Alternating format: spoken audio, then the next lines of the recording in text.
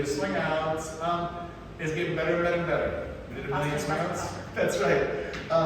One little thing we didn't note is there was this jump thing happening, like step, you gotta, like a little scared of each other.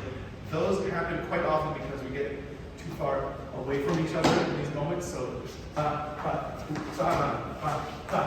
a lot of that happens. So, we talked about like how we had a little base. We could trust how our bodies move, we trust how our feet move, we trust the connection a little bit, and then we try to move in a way that makes it feel so good. So the connection is the result, not the cause so much all the time. And I think we smoothed that out as things started to get a little better, keeping things a little more steady. Things you can do to improve that, just practice deep grounding work on your own and bump up the tempo. So you just kind of like see how fast you can go on your own. That will make it easier when you guys are partner. Yes, and move your legs when you do that. Yeah. Not really. Move your legs a little bit. Then we try to dance a little faster. Y'all did that. Let's dance faster. We talked about it a bit, but maybe we just introduced the idea of a forward swing out. That just means that the follower can go forward if she wants. And I'm not trying to make it like, here you go. I'm actually not trying to force the forward to go forward. I'm just taking a little more economical. I'm going like, if you go on that way, cool.